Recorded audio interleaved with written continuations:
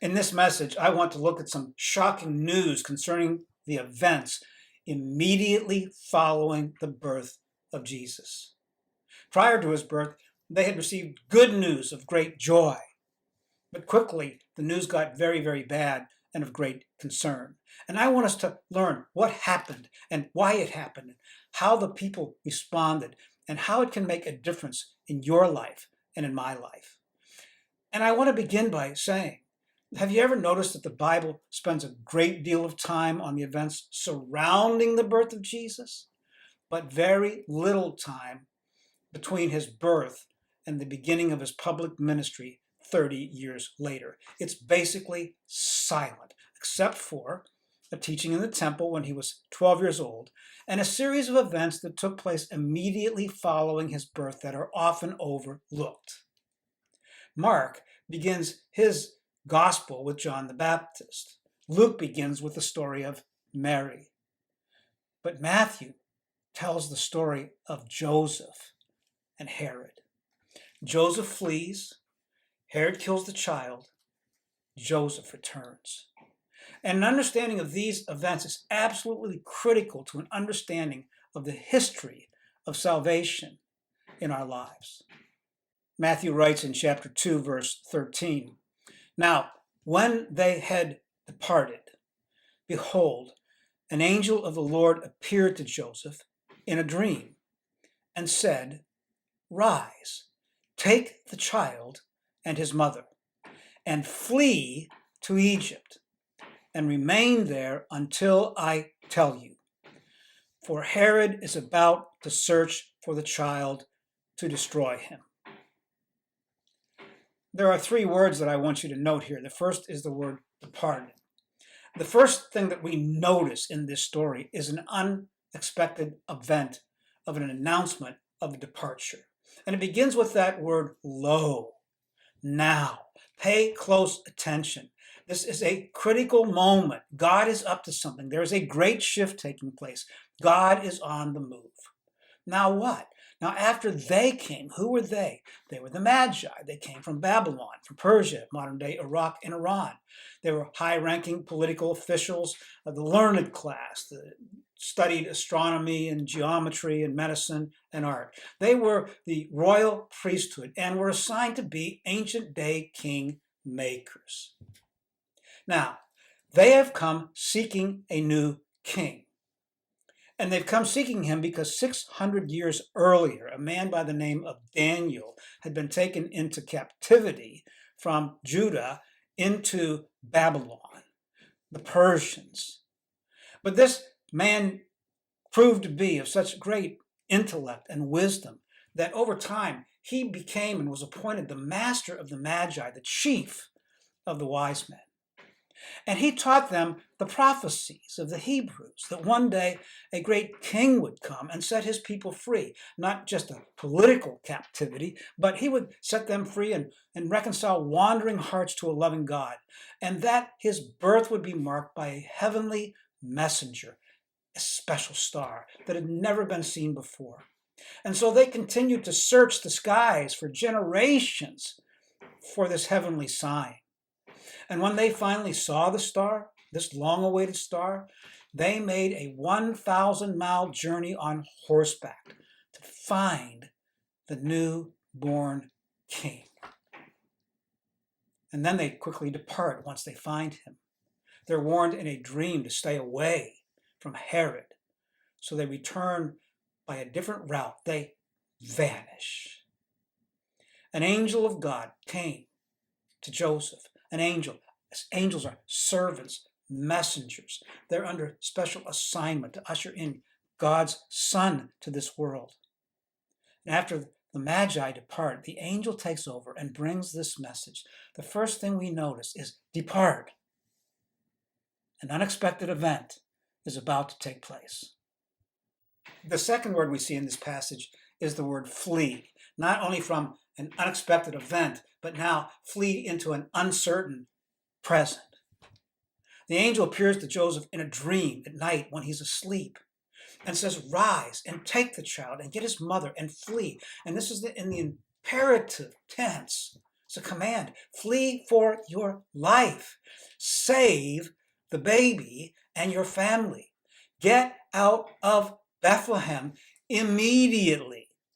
Immediately. After all of this prophecy of the good news that a great king has been born unto us this day in the city of David, flee, run, get away fast.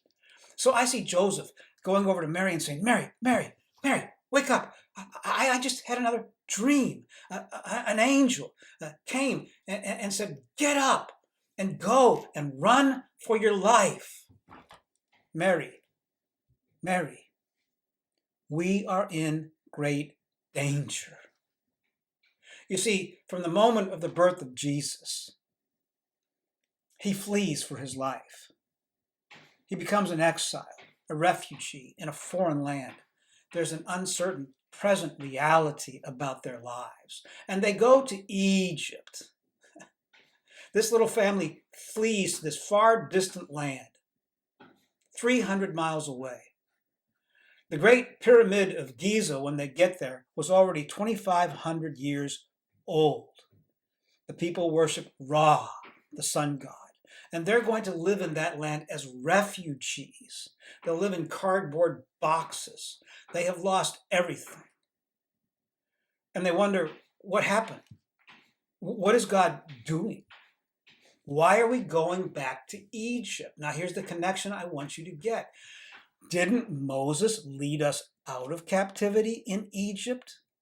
In the Exodus? Were not we redeemed from Egypt and the Pharaoh?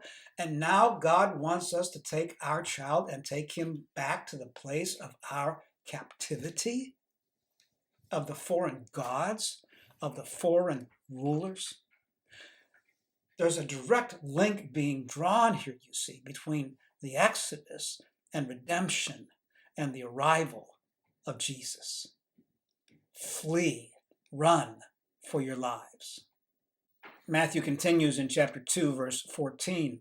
And he rose and took the child and his mother by night and departed to Egypt and remained there until the death of Herod. This was to fulfill what the Lord had spoken by the prophet. Out of Egypt I called my son. There's a third word. Departed, flee, and remain. Wait for an unknown future. So he rose and got up in the middle of the night and took the child and the mother, and they departed. They had left. By morning, the family, like the wise men, had vanished. And the angel says, now do not come back until the death of Herod. Herod was appointed over Judea between 37 BC and 4 AD.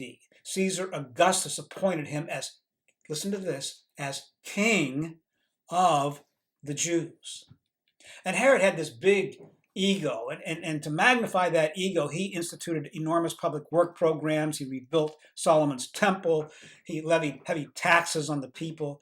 He was hated by the Hebrews. He was powerful, and they were afraid of him. He built this great castle and fortress outside of town called the Herodian. But if his reputation as a builder was bad, it was exceeded by his reputation as a ruthless tyrant. He murdered 2 of his wives and 3 of his sons. There was a point in the history of Israel where he gathered together 24 of the leaders of Israel, asked to meet them in a certain coliseum, a meeting place. And when they gathered, he locked the doors behind them and he burned them to death in an arena, just to say, I'm in charge around here. And if that were not enough, he scattered their ashes all throughout Israel. I'm in charge around here. Don't mess with me. So no wonder when the Magi wanted to see this king of the Jews, that he wanted to kill the child. When he heard that those kingmakers were in town looking for the king of the Jews, he had to act, and he had to act fast. Now the Magi, they outwitted him. They didn't come back. They got news of what he was up to. He was sending his soldiers to sweep through the village to find males under 2 years old, grab them from their mother's arms and slash them to death in front of their mother's eyes. It's like an ISIS attack, a terroristic attack. Terror reigned in Bethlehem. There was great weeping. He was on a search and destroy mission, bringing all of his resources to bear to find this child. And so the angel says to Joseph, remain, wait, do not go back to Bethlehem until I tell you. Joseph says, well, how long? The angel says to him, doesn't say in this passage, but I'm sure this crossed his mind, it says, I don't know. You will have to live in an uncertain future. I can't tell you. Just live in the uncertainty of your future and trust me. There's a passage out of Hosea chapter 11, verse 1 that is important here. Hosea writes, when Israel was a child, I loved him. And out of Egypt, I called my son. Question, why does God send them back to Egypt? Why Egypt? Why do they flee to exile, to the place of their original captivity? I mean, they could have gone to Babylon with the wise men. They would have treated them pretty nicely and honored him as a king. Why all of this darkness running in the middle of the night for their life? It is because God is trying to link together the Old Testament Exodus and the history of salvation leading up to Jesus. Go back to Egypt, to exile, to the land of captivity. Remember Moses and the Exodus. All to fulfill the prophecy of Hosea, who 722 years earlier had said, out of Egypt I will call my son, as he prophesied the words of God. The God of Abraham, Isaac, and Jacob was a covenant-keeping God, a promise-keeping God. And he said, out of your seed shall come a great king. I shall call forth a great nation from the land of Moses. There were two major traumatic events in the history of Israel. The first was the bondage in Egypt in 1500 BC, and the second was the Babylonian captivity in 586. Hosea is writing close on the heels, on the eve of this Babylonian captivity, where the people will be taken from Jerusalem and the temple will be destroyed, and children will lose their lives, and they're going to depart in the passage that we'll look at in the next message from Bethlehem to Babylon with rings in their noses. God is linking the history of salvation with the history of his covenant and of his promises. So what can we learn here? Well, there are three things. One, God did not shield his son from the harsh realities of life. If you've ever wondered, does God know me? Does he care for me? Does he understand me? Does he know what's happening in my life? If you've ever wondered that, look at the escape to Egypt. Emmanuel, God with us, God among us, God come to be with us, is a God of humble origins. If you've ever felt like a refugee, that you don't know where your life is headed, and it looks like there's an uncertainty about the present and the future, understand what went on in the life of Jesus. He fled as a refugee. When he comes back, he will be betrayed. He is headed towards the cross. This is our God, a God who says, I know your world. I understand your world. I have been there. I am God who has come to be seen and known and touched because I'm going to live out the history of salvation to convince you of how much I love you and care for you. Come to me. Matthew writes in chapter 11, verse 28, Jesus said, come to me, all you who labor and are heavy laden, and I will give you rest. I understand. I grew up with a real life in a real family. Brothers and sisters, we traveled together. I was poor. We lived in a cardboard box and had lost everything that we ever had. Everything. Always remember where God brought you from, where God delivers us, where God brings his people out of bondage, out of Egypt, out of the land of oppression, out of slavery, out of injustice, into the land of redemption and salvation. God brought him out so that we could be convinced that God could bring us out. Do you remember Jacob limped into Egypt to see his son Joseph? He limped. He was hurting. He was alone. He was desperate. And now God says, yes, but you will return to Egypt, and you will come from Egypt. Out of Egypt shall come my son, the refugee. Always know that God did not shield his son from the harsh realities of life. Well, not only did God not shield his son from the harsh realities of life, but two, God always has a greater plan. Think of it. From Joseph's eyes, he looks at Herod, he looks at the baby, he sees Egypt. All he could see was darkness, no hope, no way out. Yet at the very moment when things looked darkest in his life, God was about his greatest work. He may seem silent, but he is never still. God is preparing and calling a Savior to come in the world through an exile in Egypt, just like with Moses. So God says, trust me. I have a greater plan in mind. You can't see it, but I can. Wherever you find yourself in the uncertainty of the present moment, trust in my plan. So, God did not shield his son from the harsh realities of life. God always has a greater plan in mind. And God provides personalized guidance for you and for me, for his people.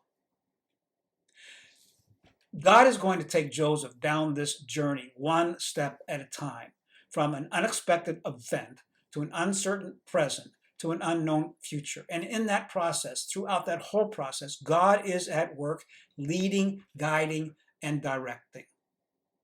The message of Joseph is this, that in the middle of the unexpected event and the uncertain present and the unknown future, we have a God who says, I will provide personalized guidance for you, for your life. I want the very best for you. Take my hand, grab hold of it. You won't get lost. I won't let go. Follow me. At this moment, Joseph has no idea where he's going or what the future holds or why all of this is happening in the first place. Yet it is in his uncertainty that God will bring about the salvation of the world. So when we find ourselves in these unexpected events and in this uncertain present moment and with an unknown future, nobody knows what's going to happen next. I want you to understand that God did not shield his son from the harsh realities of life, that God always has a plan in mind, and he always provides personalized guidance for you and for me. And maybe in that context, you can trust God in a way that you haven't trusted him. Maybe you can say a prayer that you haven't prayed before. Maybe you can take a step that you haven't taken as we follow on this journey into exile with Joseph and Jesus and Mary.